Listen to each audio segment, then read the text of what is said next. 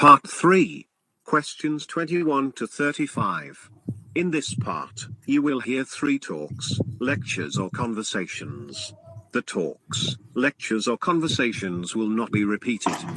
There are 5 questions for each talk, lecture or conversation. For each question, choose the right answer. A, B, C or D. Questions 21 to 25 refer to the following professor's lecture. First, take some time to read the questions 21 to 25.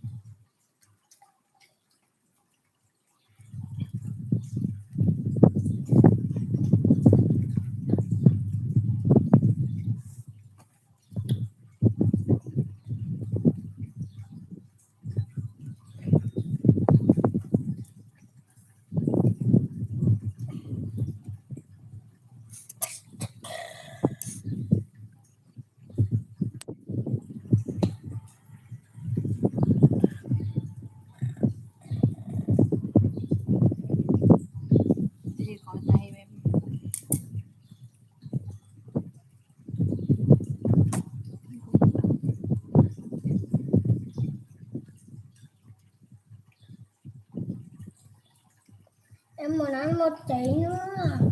Thôi còn lắm, vậy thôi. Có cái nịt. Nói đây nào.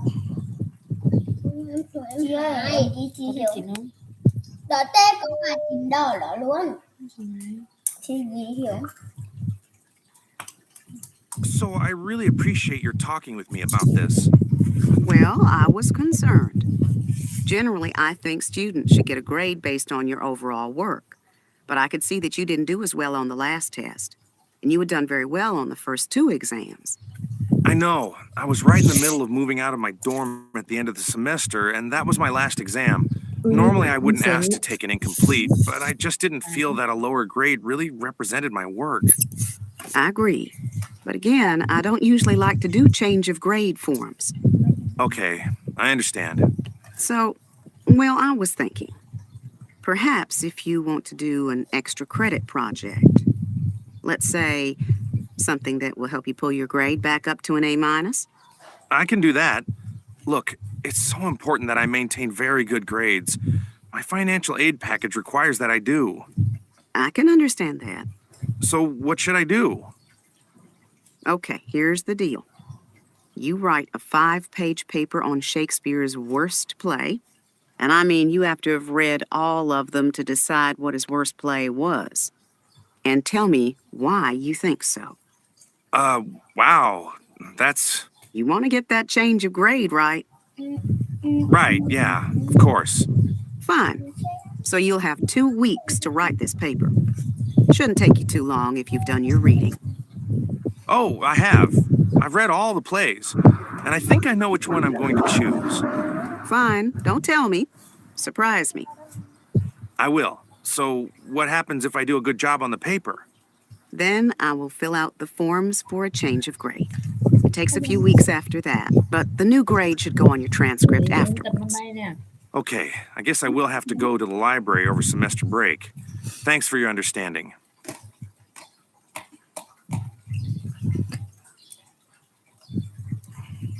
Mưa thản ráng bật với chị được đi chưa? Bật con chưa? Questions 26 to 30 refer to the following conversation. First, take some time to read the questions 26 to 30.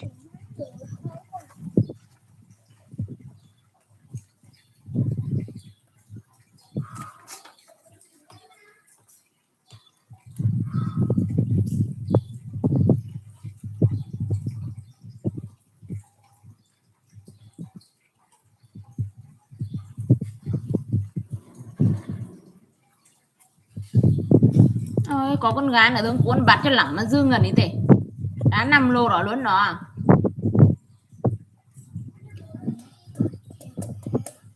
Gái đời thì ở trong bắt lên năm này phận hình lên chị đấy chứ.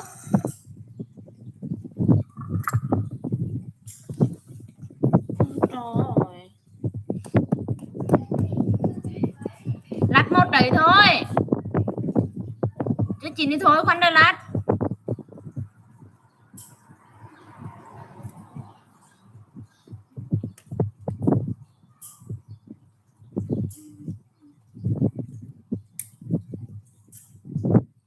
Chị con nói là kỹ đoàn này này.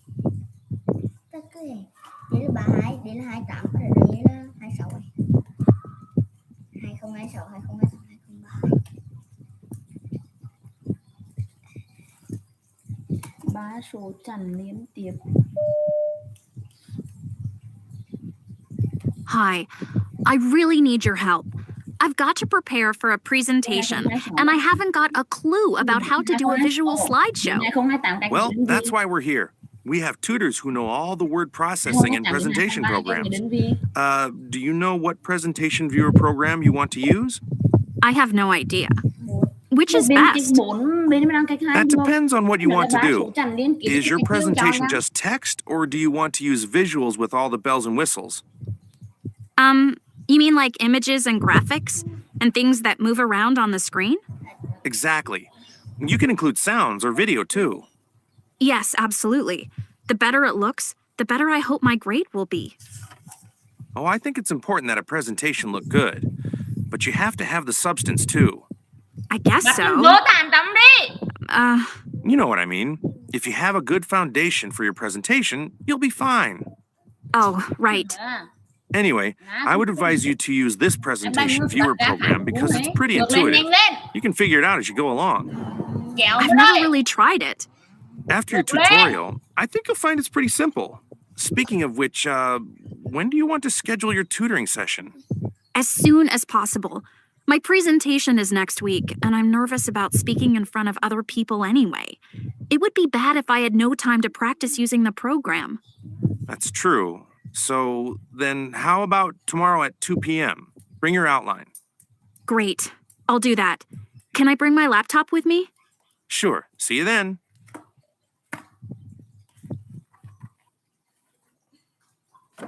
Questions 31 to 35 refer to the following professor's lecture. First, take some time to read the questions 31 to 35.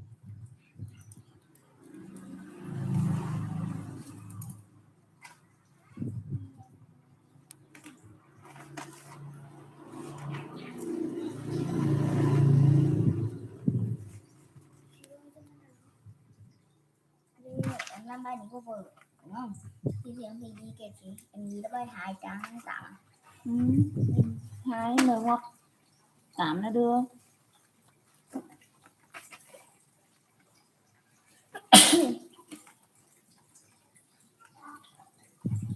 Chỉ là 10 ngoặc với 8 nhé, 10 ngoặc là 2 đúng không? Bài 2 hay đi tăng 8 nhá. Đi tăng 8 chia một con, mở ngoặc số 8 là được. Cái ngoặc nữa ấy nó chắc ngoặc thôi thì gạch nhỏ thôi gì cái gạch to nữa.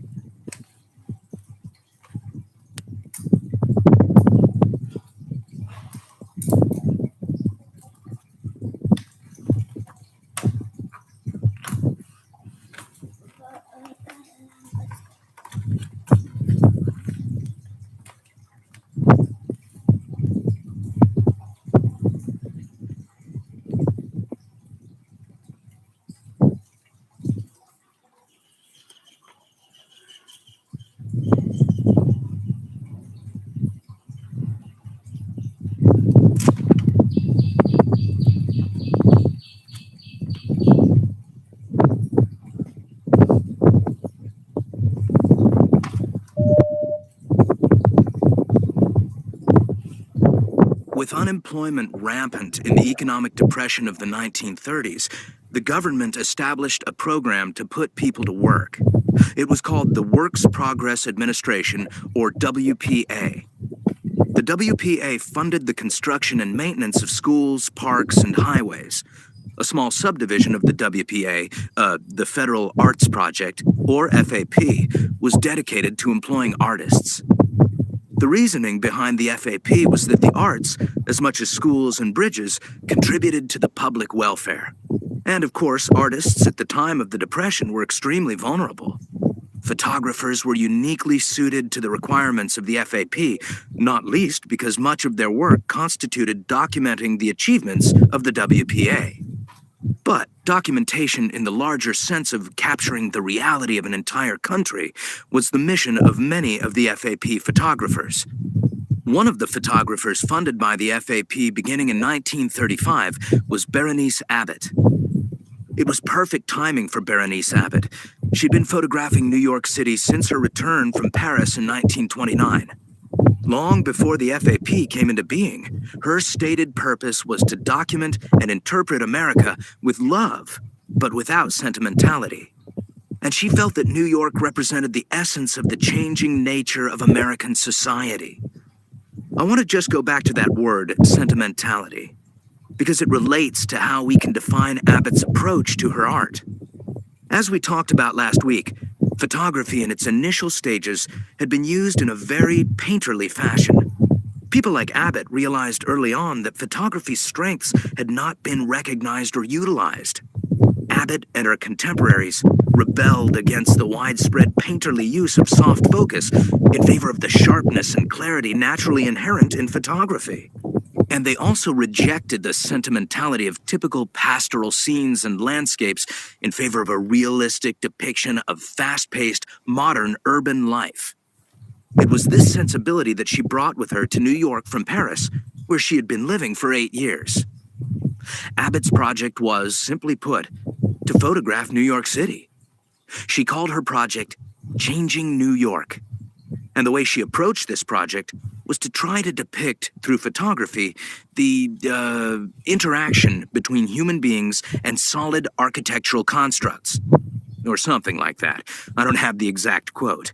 See, she was trying to find a balance between buildings and activity.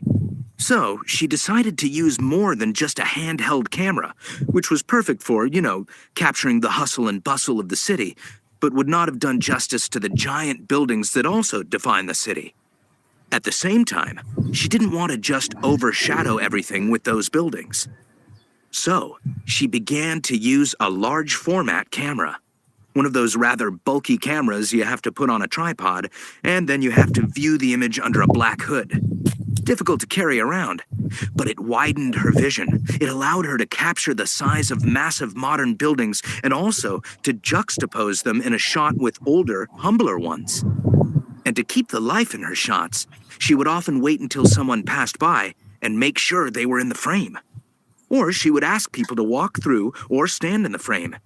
So she ended up using the large view camera for most of the work.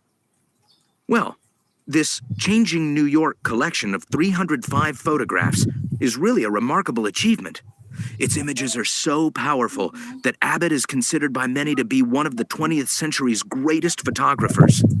In fact, one more contemporary photographer, Douglas Lever, was so inspired by her work that in the 1990s, he decided to re-photograph Abbott's New York photos. Imagine this. Lever went to the same locations on the same day and same time with the identical camera that Abbott had used. He reframed Abbott's shots as exactly as possible. Why would someone do that? I have to admit, when I first heard about this, I was skeptical of one artist copying another so completely. But then I saw the photographs. And the amazing thing about them is that if you put them side by side with Abbott's, you see that they are a logical extension of her work. They take you even deeper into the contrast between the old and the new that Abbott so expertly revealed in the 1930s.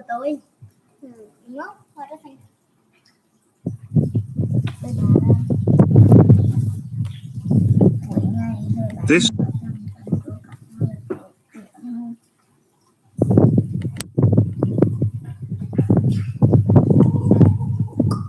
I want to talk about learning languages. I've lived in many different countries, both in Western Europe, the Middle East, and now here in Hong Kong. And during all of that time, I've learned 5 or 6 different languages to one degree or another. I love learning languages. Not only are they important when you move to a country, I just find them fascinating.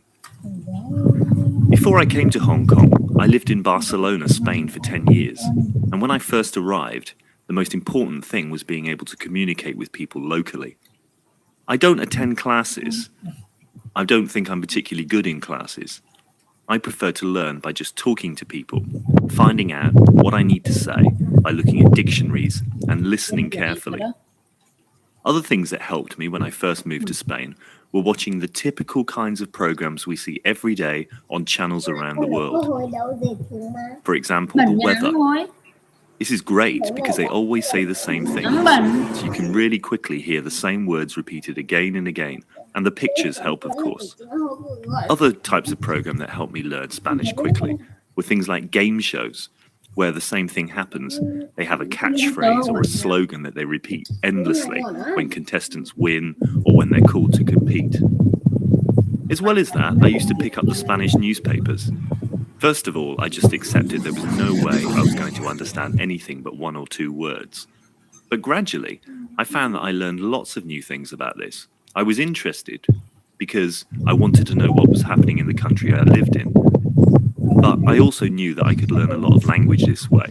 So I'd take a dictionary with me sometimes, or I'd notice a word and I'd ask other people what it meant.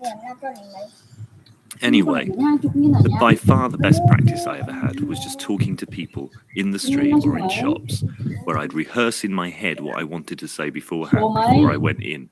Usually, I made a right mess of it first of all, but after you get over the embarrassment, it's quite funny really, and people are very sympathetic and supporting in most cases. It took me a long time to develop a good level of Spanish. I lived there for 10 years, and I think I'm very fluent now. But I think for the first 2 years that I was there, it was quite a struggle to hold a decent conversation. There were always lots of words and expressions that I didn't pick up on. In particular, were the colloquial expressions, idioms, that kind of thing, that people use in everyday talk, but you don't necessarily see written down. I didn't find those very easy to learn at all. But it was a lot of fun, and people, as I said, are really supporting when they know that you're genuinely interested in learning their language.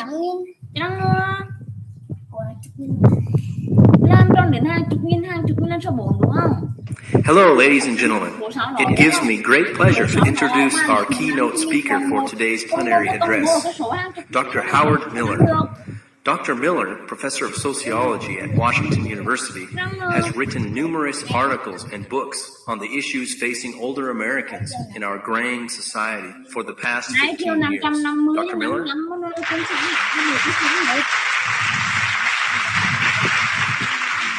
Thank you for that introduction. Today I'd like to preface my remarks from a story from my own life, which I feel highlights our common concerns that bring us here together. Several years ago, when my grandparents were well into their 80s, they were faced with the reality of no longer being able to adequately care for themselves. My grandfather spoke of his greatest fear, that of leaving the only home they had known for the past 60 years. Fighting back the tears, he spoke proudly of the fact that he had built their home from the ground up and that he had pounded every nail and laid every brick in the process. The prospect of having to sell their home and give up their independence and move into a retirement home was an extremely traumatic experience for them. It was, in my grandfather's own words, like having a limb severed off. He was quite emphatic, exclaiming that he felt he wasn't important anymore. For them and some older Americans, their so-called golden years are at times not so pleasant, for this period can mean the decline of not only one's health, but the loss of identity and self-worth. In many societies, this self-identity is closely related with our social status, occupation, material possessions, or independence.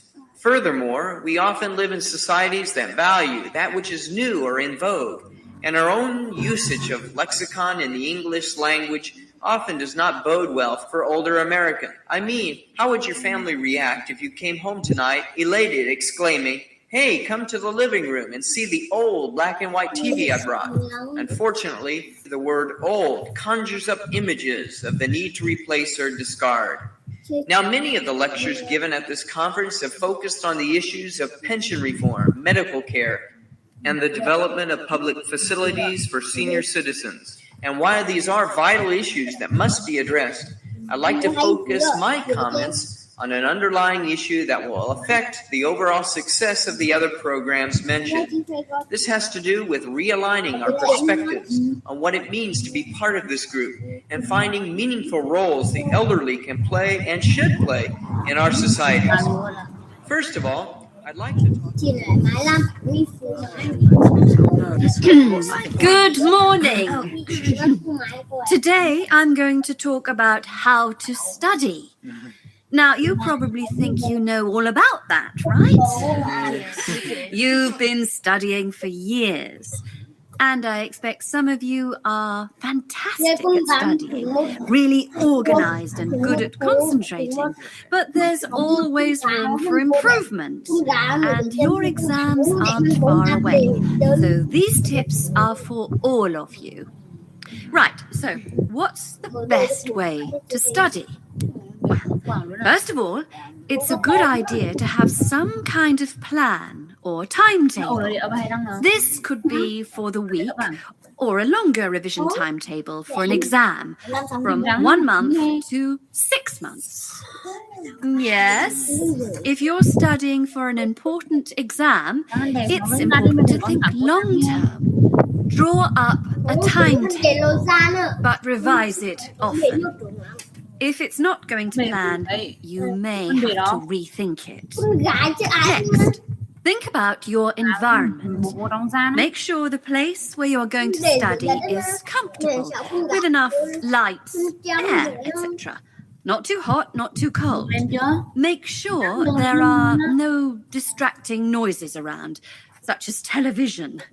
If you think you concentrate better listening to music, experiment and see if it's really true. Some people really do seem to work better with music in the background, especially classical music. But for many people, it spoils their concentration. However, if you have to work near a TV, you might have to use headphones to play music to drown out the sound of the TV. In this case, find out what kind of music works best for you. Maybe something without words. By the way, you might think you work fine with the TV on, but again, experiment. You might be surprised at how much better you work away from a TV. Oh, and the other thing is the internet, text messages, Twitter, Facebook, etc. Forget about all of that while you're studying. You can't be kidding. No, really, you can ignore it for an hour or so. It won't be the end of the world if you don't reply to a message immediately. Được vô tê, ăn thôi, được vô tê. Nó sẽ của em điều đó chị ạ. Em điều thiệt là cùng vào một. Now turn to part 3. You will hear 3 different talks or lectures. In each talk or lecture there are 5 questions. For each question, choose the correct answer A, B, C or D. You will hear the talks or lectures only once. Now open your questions paper and look at talk or lecture 1. You now have 35 seconds to look through the questions and the options in each question. Em nó cầm được hết chưa? Vào đấy nó thì đến vô đặt đồ trong cái xong thì cho gà nó ngâm vô hết lý cầm bừng đi luôn. Now we are ready to start. Listen carefully. Cái ly này là vô nó xong tặng kia cái nào. Right, everyone. About the trip to the Jubilee Arts Centre next Wednesday. As you know, we have tickets for the centre's 2 theatres and the concert hall. Those of you with concert tickets will hear piano music by Chopin and Schumann. Those with tickets for the main theatre will see Shakespeare's Twelfth Night, while people going to the smaller theatre will see The Wild Duck by Ibsen. Although all the theatre and concert tickets have gone, if anyone else would like to join us on the trip I can get tickets for the Art Centre Cinema to see the Australian comedy film Spider and Rose. The shows begin at 7:30, but we'll leave early so you can spend time looking round the Art Centre. The coach will leave here at 3:30 and arrive at the Art Centre at about 4:45. Let me tell you what you can do there. The centre has a lot for art lovers. In the art gallery, there's an exhibition of the history of Russian ballet. It has dresses and shoes worn by famous dancers and photos of past performances. With your student card, you can get in very cheaply. There are also some interesting free exhibitions. On the ground floor, you can see prize-winning paintings from a children's competition and gold jewellery made by Scottish artists. On the first floor, there's an exhibition of South American photographs, and there's no charge for that either. I know some of you hope to do some shopping. The centre has a bookshop on the first floor, and there's a souvenir shop by the ticket office. If you're more interested in clothes and shoes, there's a large shopping centre, 5 minutes walk from the art centre. You'll probably want to eat before the show. The balcony restaurant has a menu with a wide range of meals and waiter service, but it is rather expensive. Or there's the Fountain restaurant, whose special 3-course dinner is good value for money. There's also Charlie's Coffee Bar, which serves coffee, sandwiches and cakes. You can get fruit juices and ice cream from the cinema kiosk. After the shows, the coach will pick us up at the Bridge Street exit. Everyone should be there by 10:20. The 2 plays will finish at around 10:10 or 10:15. I'm afraid concert goers will have to wait as the concert finishes earlier at 10:10. Now open your question paper and look at Talker Lecture 2. You now have 35 seconds to look through the questions and the options in each question. Cái hộp ngồi để cong cái lưng mất. Đẹp. Ban vừa mua.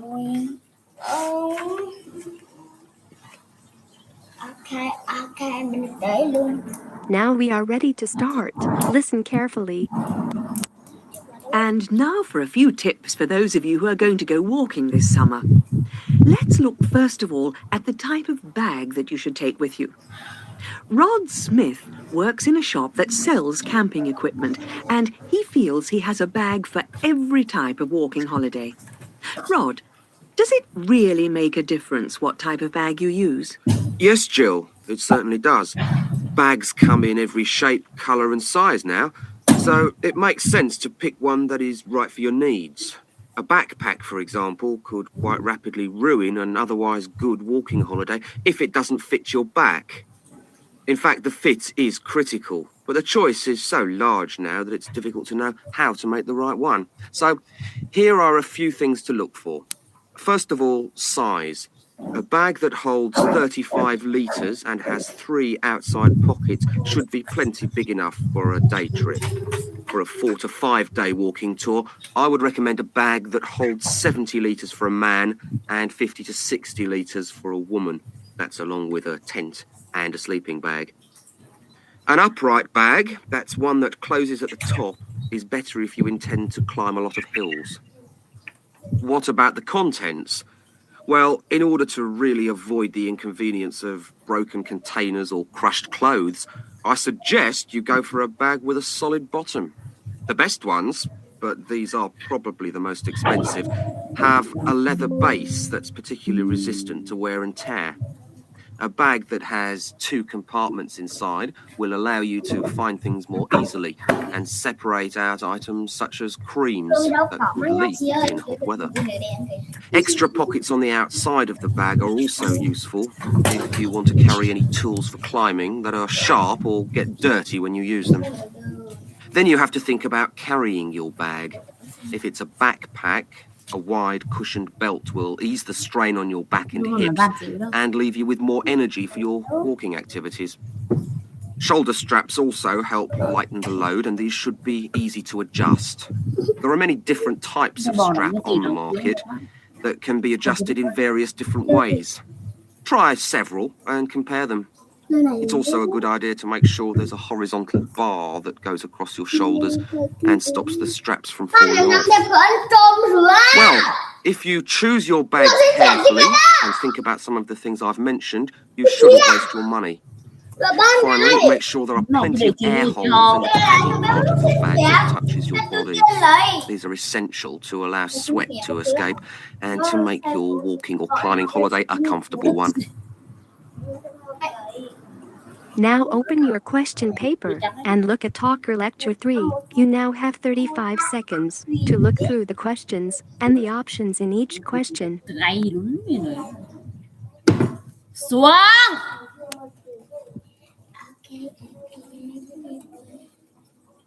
Cái điên kìa. Ba. Ngồi thiếu chỗ để ngồi à? Now we are ready to start. Listen carefully. Thank you all for coming to my talk this evening. It's nice to see so many people in the audience.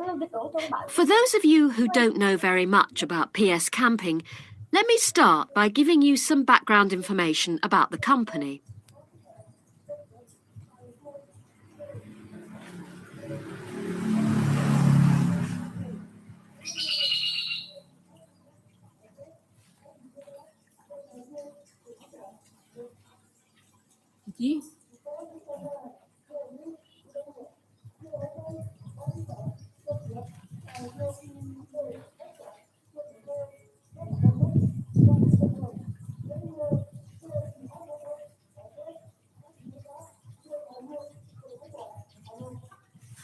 Phân thưởng. Thanh toán gì? Em nghe là phân thưởng chị ạ, về tại hội trường. Phân thưởng chị ạ. Có một phân thưởng nộp chị ạ. Hai đứa đàn ông lên nói là phân thưởng của chị đó. The company started 25 years ago. It actually opened as a retail chain selling camping equipment.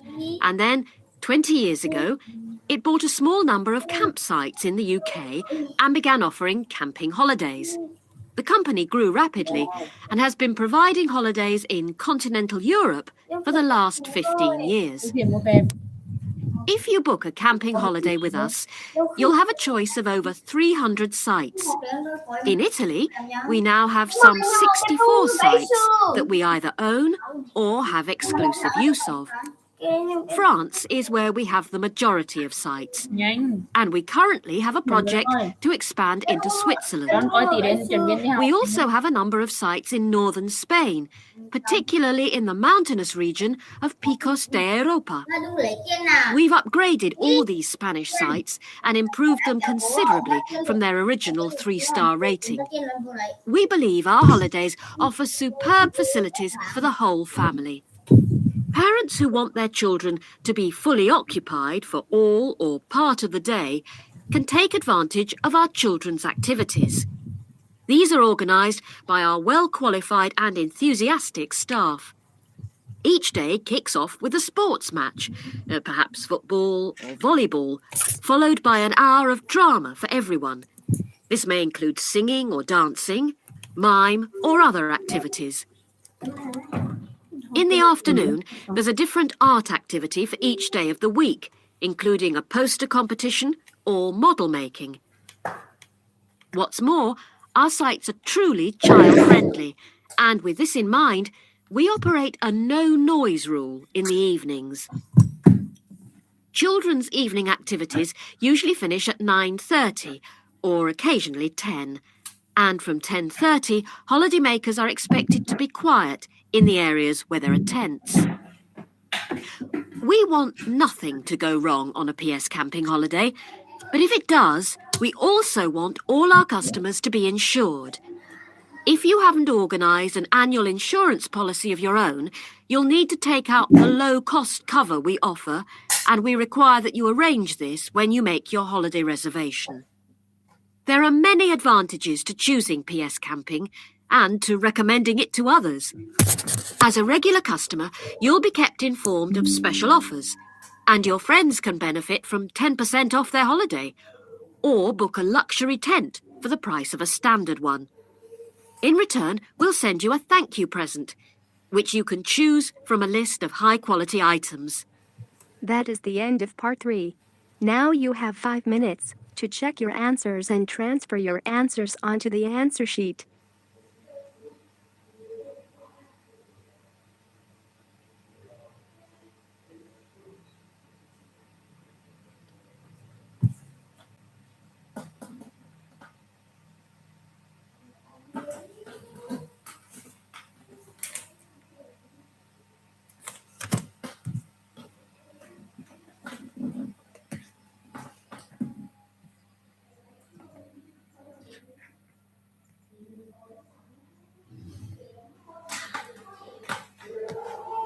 Part 3. Questions 21 to 35. In this part, you will hear 3 talks or lectures. There are 5 questions for each talk or lecture. For each question, choose the correct answer A, B, C or D. You will hear the talks or lectures only once.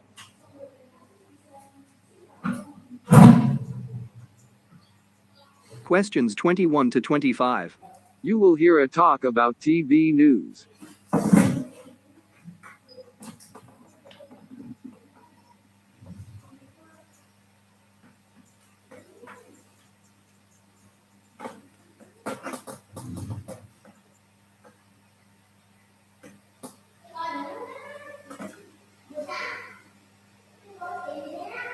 Young people are not watching TV news.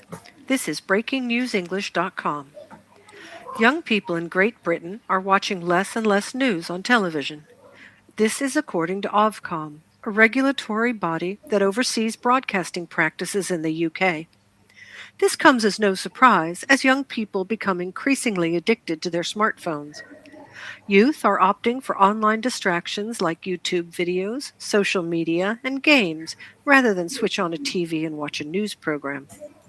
Britain's Guardian newspaper reported that the youth of the nation are more likely to get their day's news about the world from social media or by reading graffiti in bus stations than seeing it on the telly, with the average 16 to 24-year-old watching just 2 minutes worth of live TV news per day.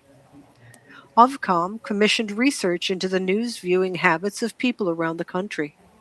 The report is called News Consumption in the UK 2019. The research suggests that young people are increasingly using social media as their primary news source. Researchers wrote, "There is evidence that UK adults are consuming news more actively via social media."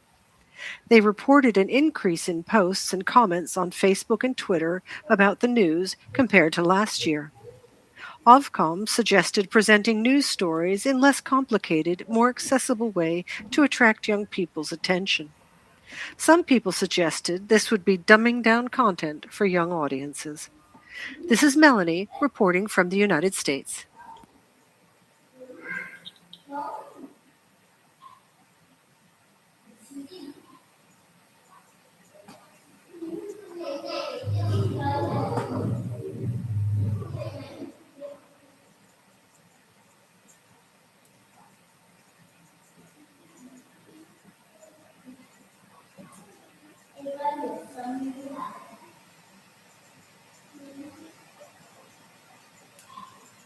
Questions 26 to 30. You will hear a talk about vegan fashion.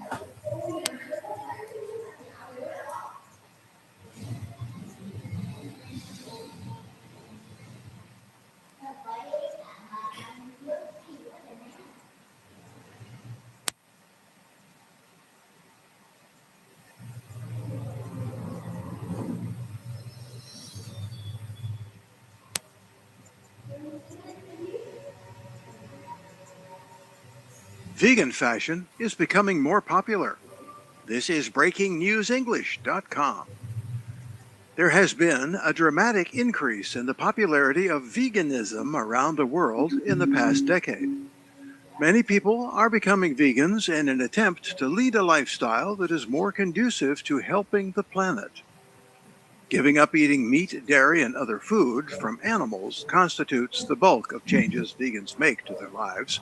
However, an increasing number of vegans are now extending their beliefs to fashion.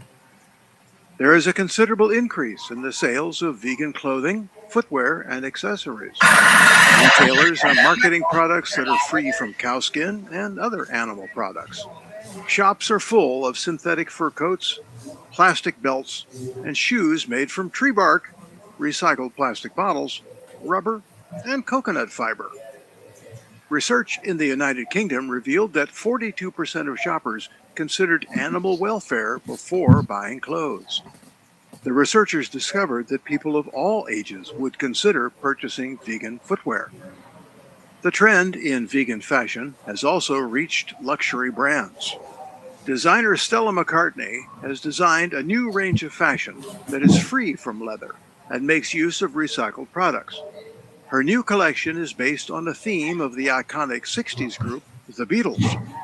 Ms. McCartney's father, Paul, was lead singer of the group. She has designed leather-free yellow submarine sneakers and colorful fake fur coats. Ms. McCartney is a committed animal rights activist. This is Ken Jones reporting from Seattle.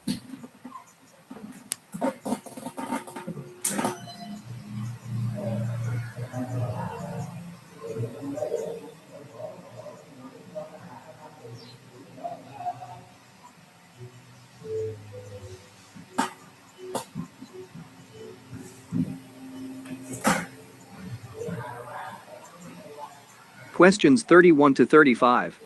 You will hear a talk about Alan Turing.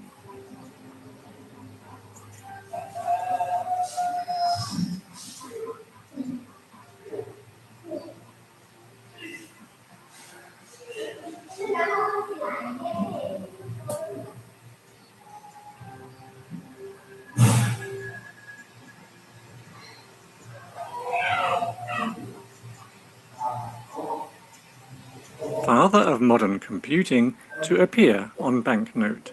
This is BreakingNewsEnglish.com.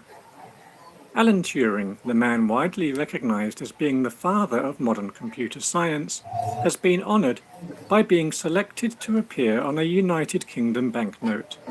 Mr. Turing was chosen ahead of a wealth of notable British historical figures and luminaries to be the face of the new £50 note.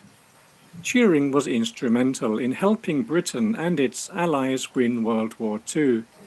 He led a team of code breakers to crack the Enigma code the Nazis used to send messages to warships and military commanders.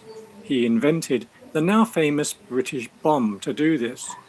This was a giant computer which ushered in the birth of modern computing and the beginnings of artificial intelligence.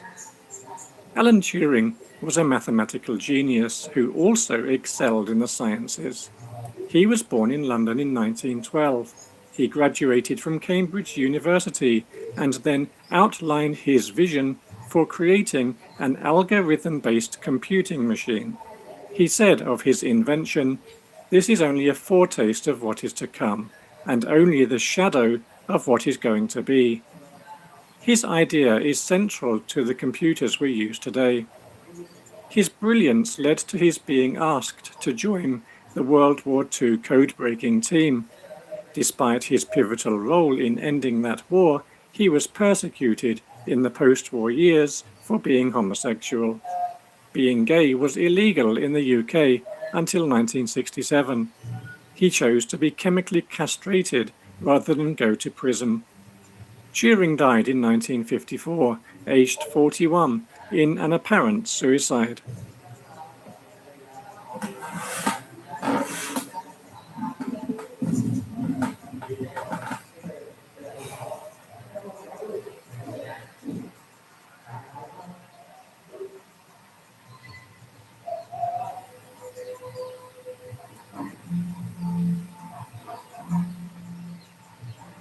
That is the end of part 3.